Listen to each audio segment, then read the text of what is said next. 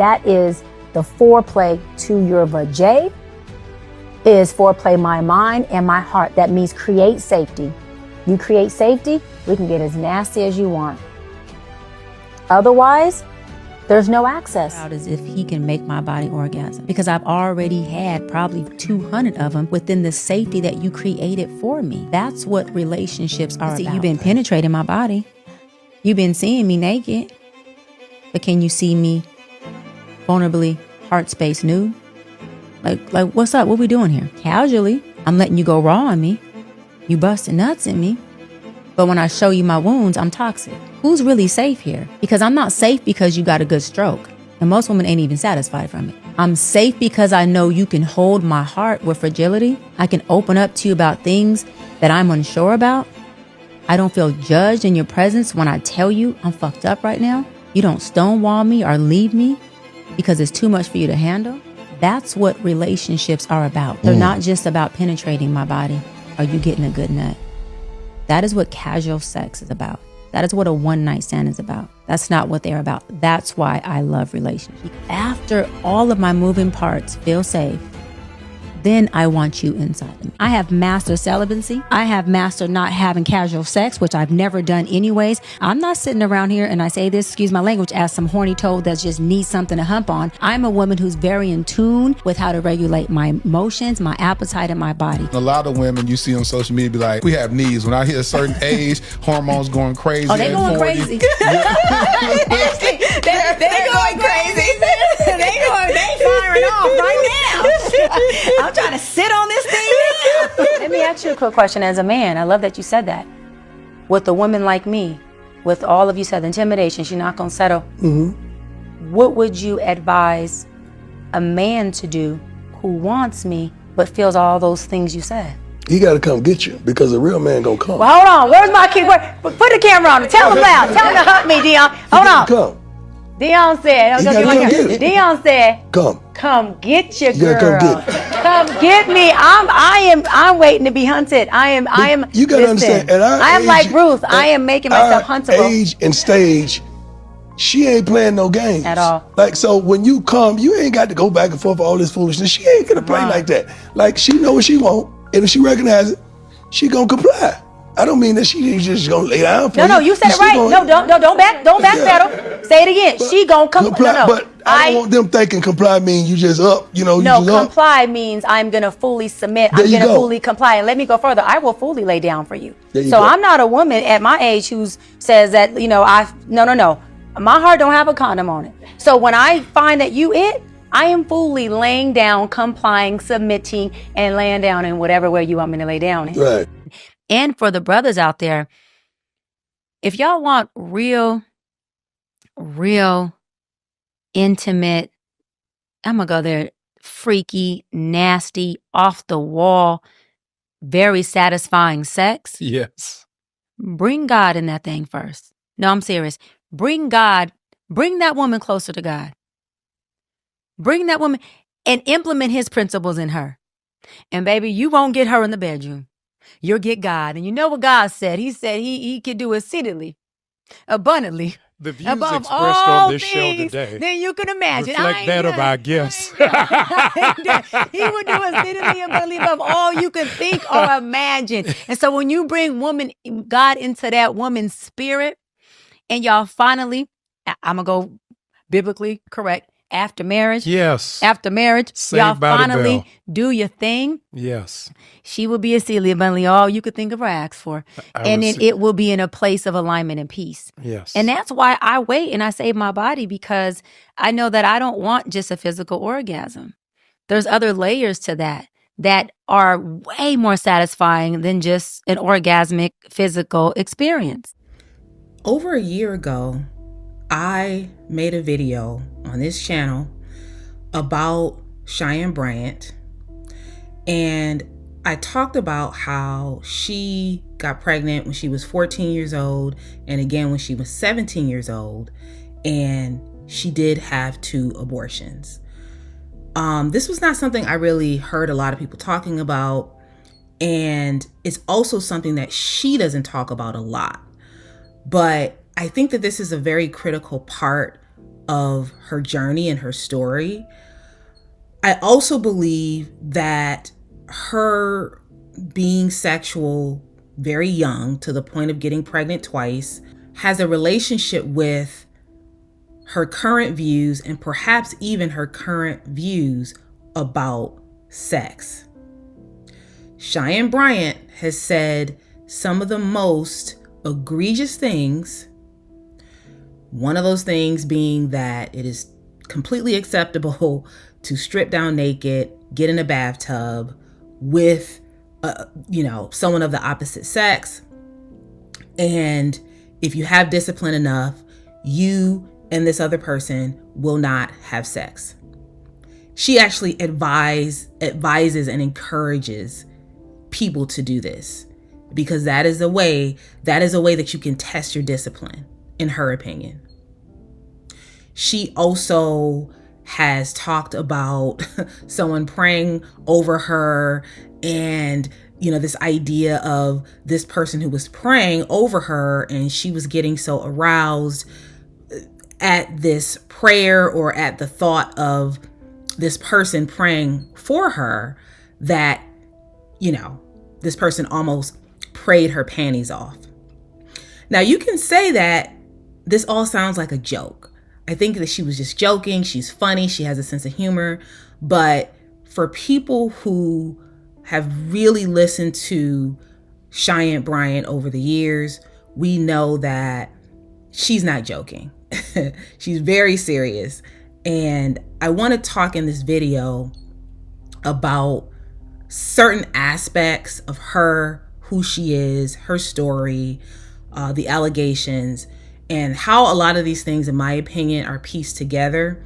Keep in mind that this is opinion-based commentary, so that is important to know, that I'm basing everything I'm saying off of things that she has said, but I'm giving you my analysis, my synthesis, and my opinion. One thing to note is that in my last video, I did talk about the thing that I felt like, the two things that I believe that have contributed to Cheyenne Bryant's downfall, one being arrogance, the other thing being lust.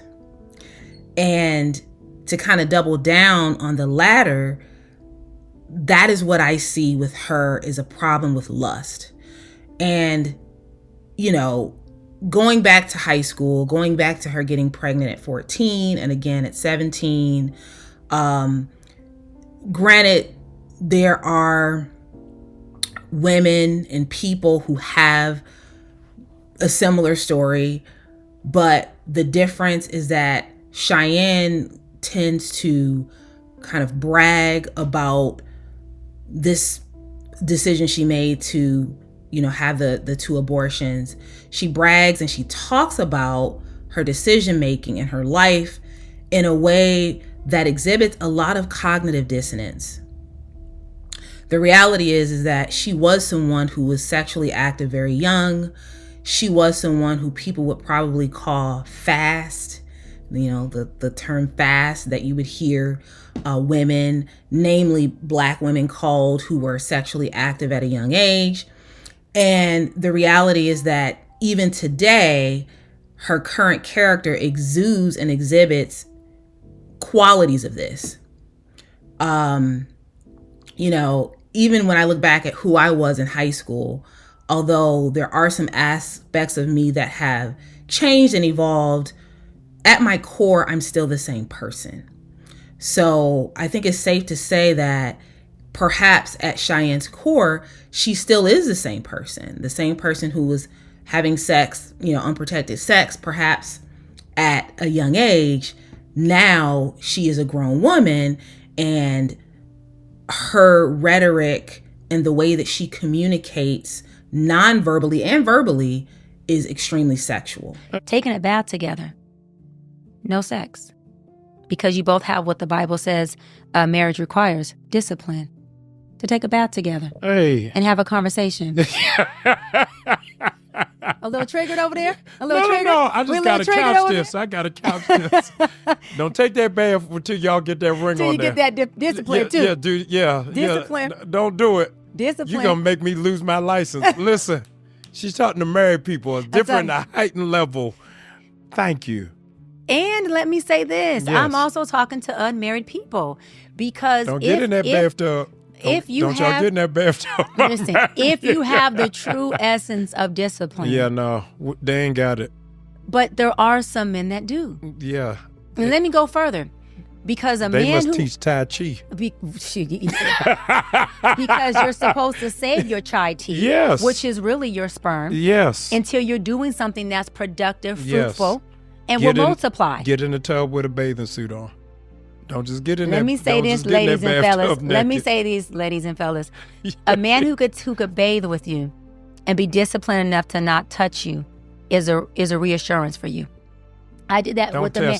I did that with a man. Listen, I don't listen to Pastor Bryant. Okay? Gentlemen, don't play with it. Pastor Bryant is you're going to mess up. Listen, he talking to the low functioning men. Hey, listen. But the high functioning men who want something bigger than the flesh, because you know that the flesh, because they know that's the cheapest part of a woman, but it'll cause you to pay the biggest price when it goes wrong. Yeah, but don't go in there cold turkey. Hold on. Start meditation first. Prayer, meditation, prayer, and focus. yes, and then definitely get your discipline muscle up. But I did that for 1 year because I was celibate for 2 years.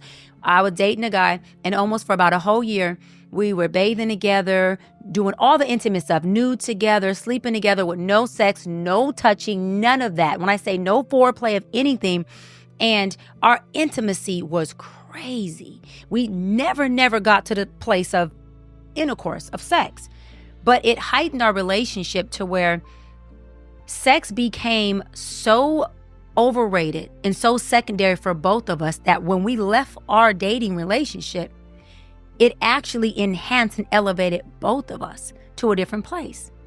When we spoke on the phone about a year ago, he said, the relationship with you, where I had to have discipline enough to be able to be intimate, but not sexually engaging, has helped me become faithful and committed to the woman I'm married to now. Wow. So what I'm saying, fellas, is preparation meets opportunity. And so you don't get a wife and then become faithful. Ooh. Because at that point, it's too late. We're talking about preventative measures that prepare you for the woman you want. So yeah, if you want to pray and fast and meditate first before you think you can get in the bathtub or sleep in a bed nude with the woman with this discipline tactic, do so. But the point is, you got to be able to do it because marriage is for disciplined people. So when that woman cannot satisfy you and she's only at 50% or 70% or 30% some days, what is your discipline tactic you've already practiced to be able to sustain yourself in this marriage? I don't want a man who can't be in a bed with me naked because he's just, on my bones. I don't trust you. And because the man that I'm talking to has shown, at least, to be so disciplined with me sexually, with me being, a very good looking woman and a nice body when I'm nude, when we're not together and he's traveling, I'm not thinking, well, he can't sustain himself for 5 minutes with me. What's going on when he's out of town? It's a reassurance tool that is really effective, really effective. You've been on the show on witness protection about your dating and who that is. No, really. And you are a very influential person in social media. My spiritual formation director said something that radically changed my mind in dating, is that prayer is more intimate than sex. Did you not hear me say that was my foreplay? Listen. And can I be really transparent? Yes. This man been praying and praying and praying over me. Listen, this is just, y'all know Doc be cutting up, so I'm going to cut up right now. Disclaimer. I literally had to call one of my prayer warriors, and Willie Moe Jr. You seen him on my show. I said, Willie? And I called my bishop, Michael Berry. I said, I need y'all to pray my pheromones off. Pray them down, pray them off. And they said, Doc, that's unlike you, because they know I'm not into casual sex. Right. Like, that's not like you. I said, it's been a year since I've done anything. I said, but boy, this man I'm afraid he's going to pray my panties off. And I don't want that. But why? Because he's activating and awakening things in me that are connected to the intimate part of me as a woman. I'm not into casual sex. So dinner and trips, although I love those things, they don't activate me to want to be in bed with you. Yes. They may activate me to want to have a good time with you, but praying over me And another thing is when I do visit him and, we are in bed sleep and are cuddled up, this, not just his actions, but his energy is not that of, I want to be inside you. I don't feel that. When I get up to take a shower or I'm changing, he leaves the room to give me my privacy and space. I don't have to ask those things. That's a man who honors me, who's respecting my space. And so I say that to say a man's leadership is what he shows you. It's not what you ask him to do.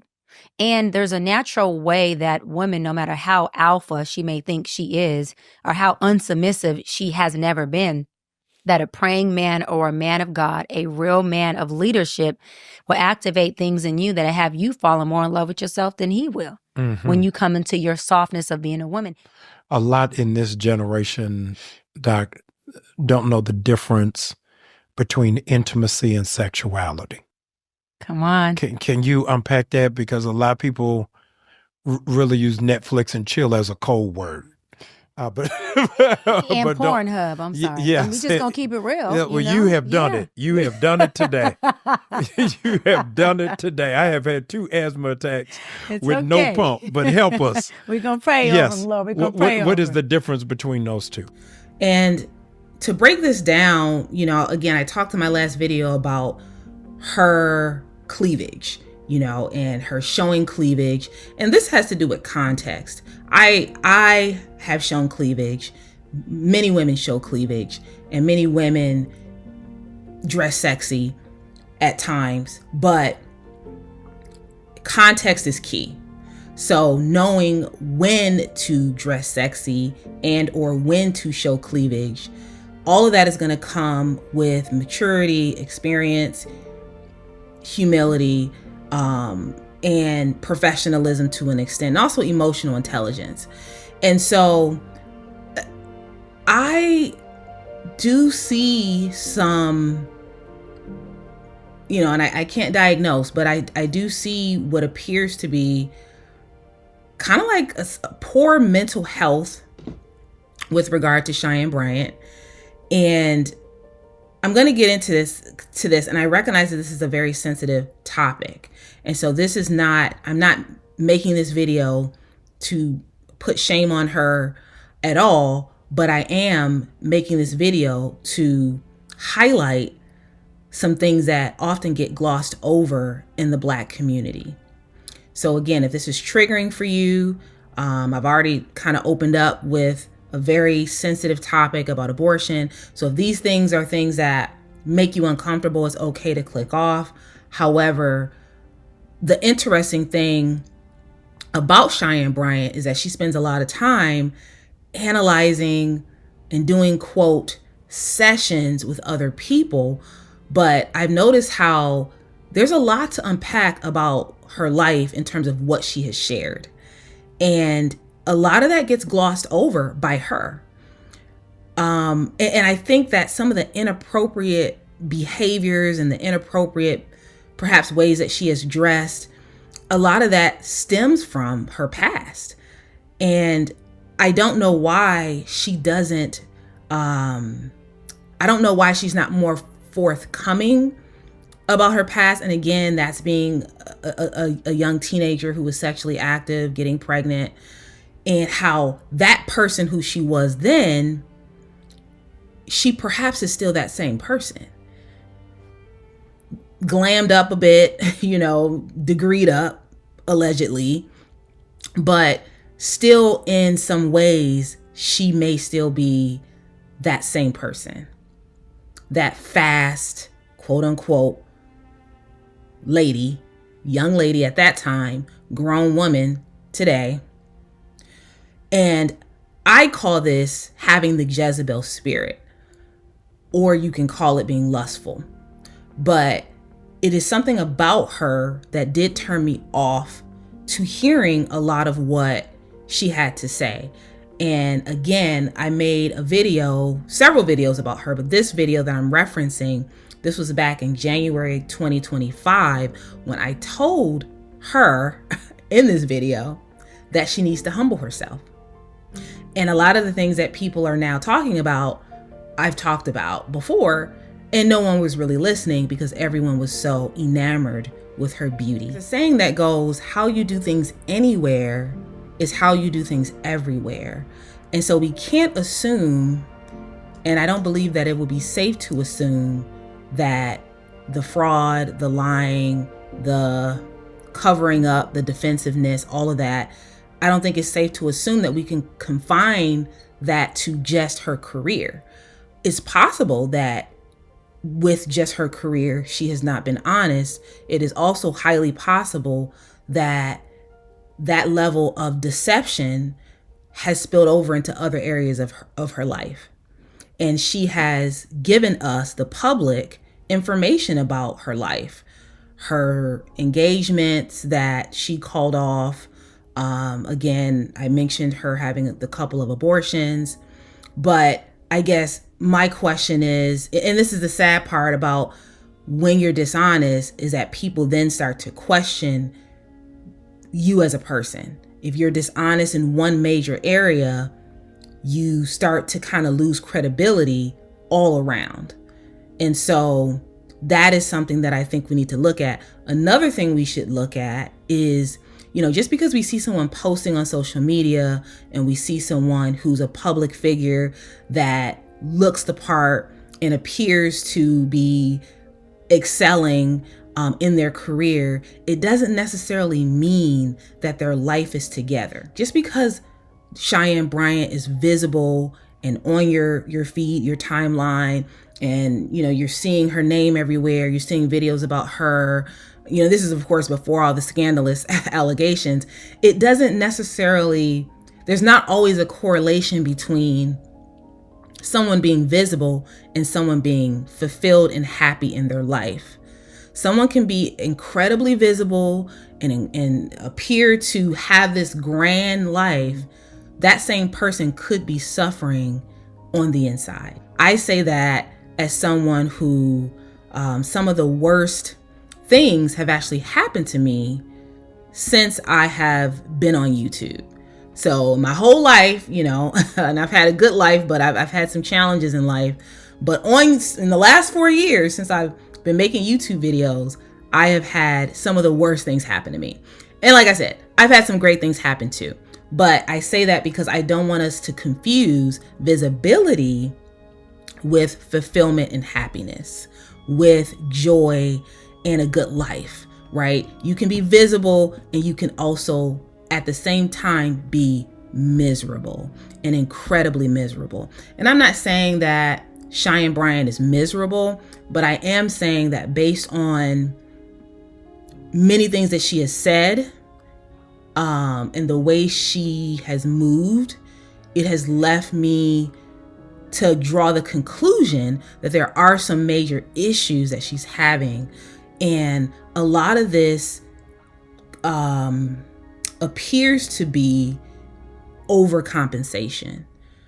To me, it seems like she is often overcompensating for something that she lacks. Cheyenne Bryant spent a lot of time framing her failures as success. The abortions that she's had, the engagements that she allegedly, broke off. And even now, the questioning of her having a doctorate, she'll take all of these things and she'll make it sound like that somehow she has the upper hand with all of these different situations. And the reality is, I know women who have had abortions young, and many of these women will admit that it kind of affected them long term. I mean, there are women in their 40s who still have feelings and feel a way about the lives that they deleted, years ago. I mean, it's not something you just get over and you're like, oh yeah, I'm so successful, I'm so happy I did that. Again, a lot of those feelings linger. And even Chili of TLC has talked about her decision to have an abortion, and this was some years ago, but how that completely destroyed her emotionally, and she would later go on to have a baby, I believe on purpose or intentionally, with Dallas Austin. But again, that's just a public record of a woman who made that decision, and it affected them tremendously. And so I say that to say that I don't believe Cheyenne Bryant when she says that, yep, I was pregnant twice and, had the abortions and it was the best decision I ever made. And I think that there are still some lingering feelings there, and that's just my opinion.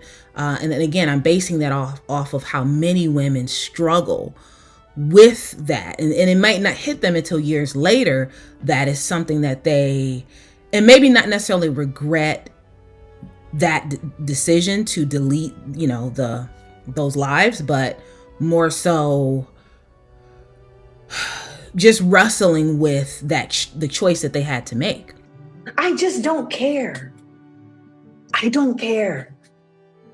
She was on my podcast and she was incredible. I don't care. I think it sucks, and I think it was not smart, and I think that at the end of the day, there are people who work really hard to get doctorates. There are also people who call themselves doctor when they get an honorary doctorate, and I don't think that's much different. I don't think it's much different. Maya Angelou was walking around calling herself Dr. Maya Angelou. She didn't complete a doctorate.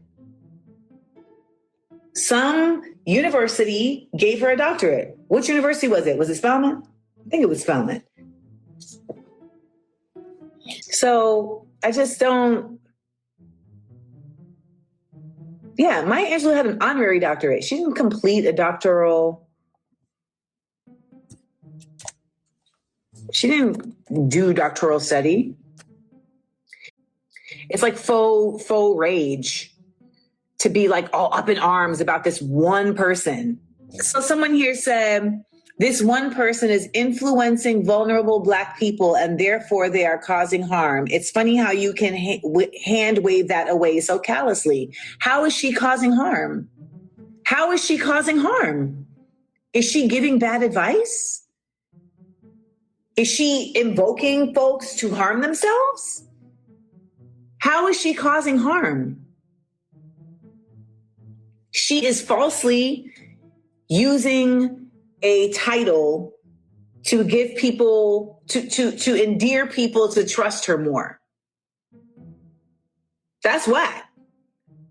Causing harm? No, playa. I think your version of harm is really loose compared to how much harm is being caused to Black people in real life. Listen to who you want to, don't listen. Okay? Like I said, Cheyenne Bryant was on my podcast and she was excellent. She helped a lot of people that day. Even before this happened, people would hit me and say, I really loved that episode. I learned a lot from that episode. I don't know why she felt she needed to lie.